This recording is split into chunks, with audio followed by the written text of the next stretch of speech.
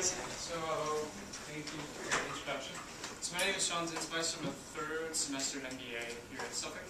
I did my undergraduate at Tufts University. I was actually a music composition and theory major there. And I did my graduate certificate in Northeastern in project management.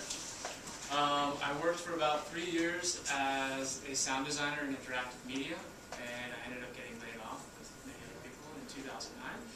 That's when I sort of came back and got my MBA. And this right here, I'm going to give you kind of an introduction to this is my world right now in marketing. I had the pleasure that HubSpot was able to actually sponsor me to go to the Inbound Marketing Summit for 2 days and listen to lots of great speakers. Really sort of dive into this stuff. So this is a little bit about my timeline about how I kind of came. It's why should you care? Obviously, this is sort of my equation. I started off, this is my MBA, my Inbound Certified Professional, whatever that means, just the image on the page, and also the work that I did with I Am Hungry, which I'll talk about in a couple weeks. And currently, I work for a company called RentCycle. It's kind of the Amazon.com marketplace and the open table for rental businesses. Essentially, we're bringing brick-and-mortar rental businesses online to give them an e-commerce solution. And of course, just like with everything, doctors always keep up with journals because they constantly need to find new information. Inbound marketing and social media is a laboratory. It's completely volatile and it's always changing. So anybody who anoints themselves these gurus and experts and ninjas, they've crowned themselves these things because it's such new technology that everybody's trying to catch up. So I'm always constantly reading and always constantly researching. So the first thing, before you sort of dive into inbound marketing, just sort of unmarket. Just stop marketing and start engaging. The thing about business is businesses are built on relationships. And you build relationships with people who you trust, with people who you like. In order to break through the noise, if you want to get a job or anything, you're more likely to get a job from somebody that you know rather than just sort of cold calling. This idea of cold calling in business is totally not being effective. I could punch every single person in the face in this room. Eventually, somebody would buy from me just to make me stop. That doesn't make assault a good marketing campaign at all.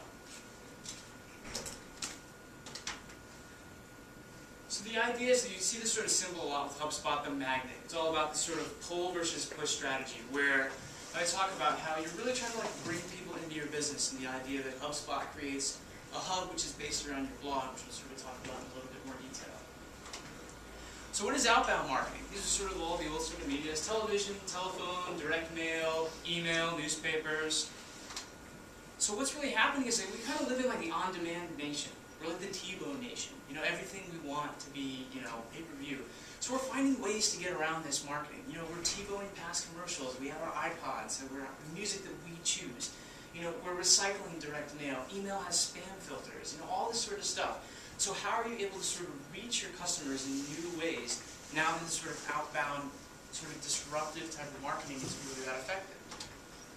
And really the solution comes with inbound marketing. And it's a combination of content, SEO, just search engine optimization, and social media.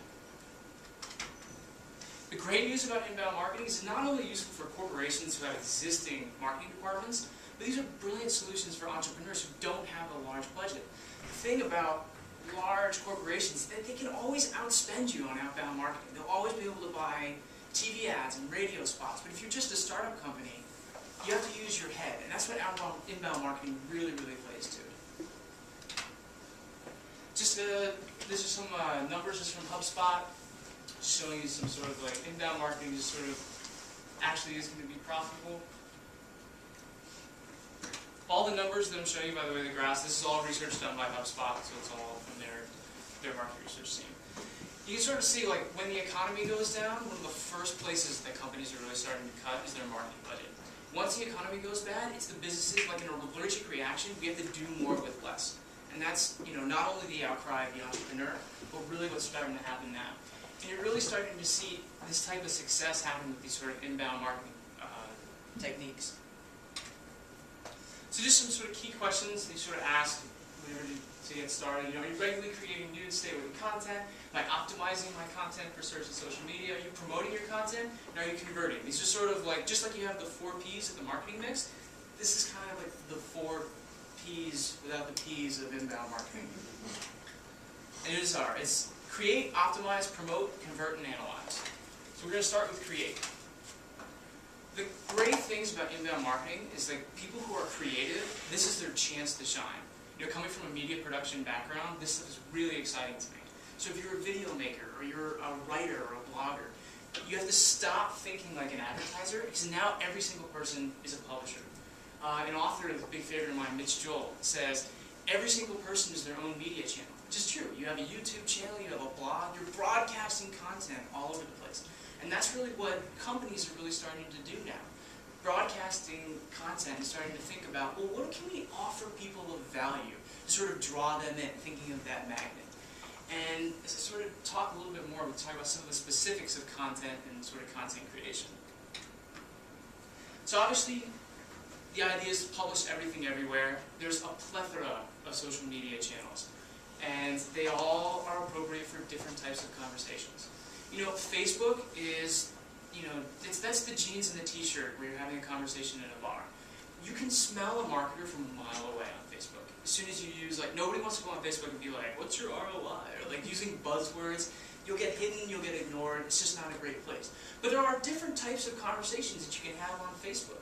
A lot of companies, Red Bull is the #1 Facebook page because they offer content that's not only aligned with their brand, through like stuff through the Red Bull TV channel, but it's fun, it's entertainment, and that's their content play. They're offering their customers on Facebook something that they want. They just want to be entertained. And their brand is sort of associated with it, and that's how they're sort of using that content to pull them in. And obviously a lot of these other ones, you guys are familiar with YouTube, Twitter, LinkedIn. LinkedIn is really interesting right now because it's not just for professionals, but they have something called the LinkedIn Answer Base, where professionals all around the country are just asking questions. What better way for you to jump in and be an authority on any subject than to come in and somebody be like, hey, how do I increase, you know, web traffic to my site? And you answer like, well, you should do this, and blah, blah, blah, blah. And there's your name, it links back to your page, and boom, they find out who you work for. It's a great way to sort of pull people in. So blogging is like one of the key parts. You know, if you look at the HubSpot model, they sort of say like, all of the social media channels, you have to think of it like you're on vacation, and your blog is your home. When you're done with your vacation, you want people to come home. Blogs are the #1 tool for getting found on the internet because they're like, to get found, you kind of have to be like anointed by Google. Google sort of like decides, because like, let's face it, like, how many times do you go to the Yellow Book to look for something? You're not. You're doing a search query on Google, or if you're like really indie, you're going to Bing, or like, if you're totally retro, you might be doing Yahoo at this point. But like, the great thing about blogs is they're incredibly volatile websites, meaning that they're changing all the time. They're always being updated with content. And this content is being filled with the keywords that you're deciding on your company. So if you're like a tennis racket company, you know, you're going to be talking all about the ideas of tennis and the tennis industry, and that's where you're going to be putting your keywords. And Google loves this stuff because it's always changing. It's going to rank very, very high on their web search. And we'll talk a little bit about SEO and some of that stuff. So once you kind of get this idea of content creation, the next step is to optimize. We talked about this is the search engine optimization. My HubSpot too. Google, it always seems like there's like a lot of magic happening behind the scenes, but this equation is actually very simple. It's all about context and authority.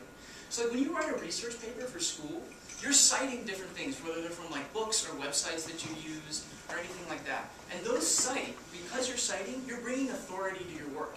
You're like telling, well, other experts are agreeing with my opinion or I'm disagreeing with them. And it makes your work more legit. It's exactly the model that Google uses for authority. Except instead of links, instead of citations rather, they use inbound links. Inbound links just means you published a piece of content, I decided I like that content, and I put that link somewhere. Meaning I've cited you. You know, I've given you authority. The more inbound links that you have, the higher Google says you rank.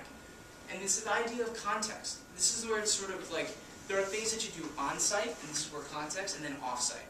That's where it's authority, the inbound links. So whether you're doing that through social media channels or your blog or whatever. Context is all about keyword strategies. You know, when you have a business, like we'll keep using the tennis racket analogy for now, like you're going to have keywords that are based around your business. And so like what are people, you really need to sit down and think, what are people using to search for my business? What keywords do you want to put on your site to make you more, discoverable in Google?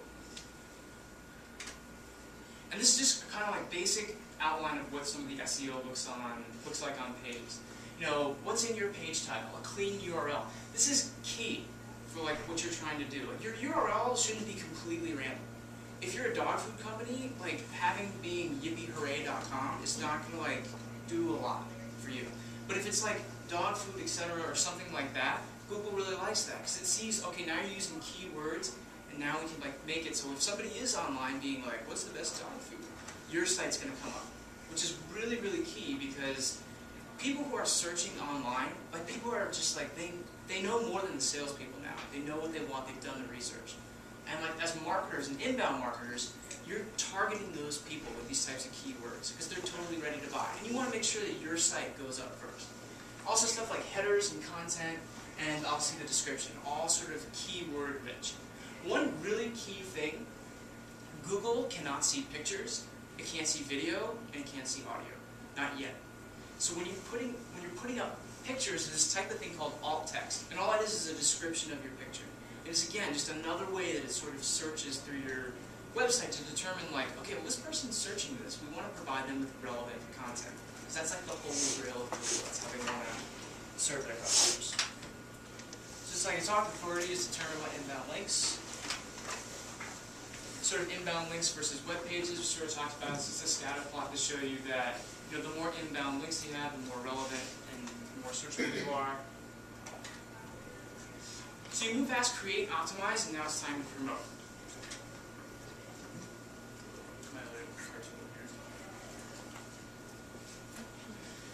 The huge thing about this is that there's a certain etiquette, like I was talking a little bit about Facebook online, where it's like, David Meerman Scott's another author who's really big in this field. He always says, it's like, nobody cares about your product except for you.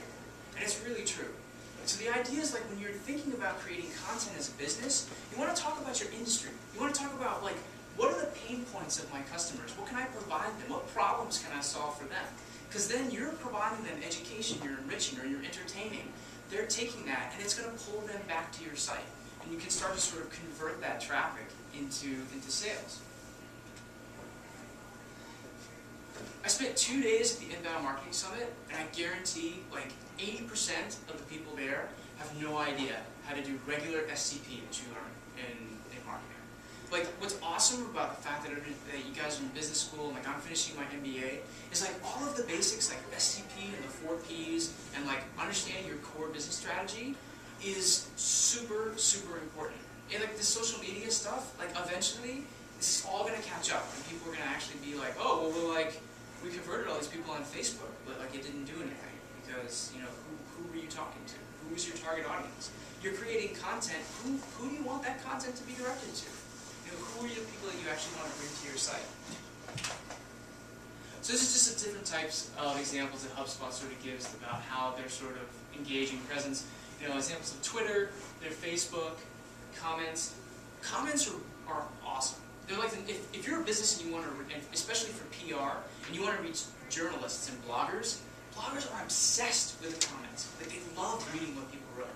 So if you can actually, as a company, reach these people and engage bloggers and engage journalists through comments and offer something, intelligent and unique on that, that'll bring more attention back to you. And it's also a great way, like the best way to create content is actually to boost somebody else up. It's like this idea of like karmic marketing. You're taking somebody else's content, and you're promoting it.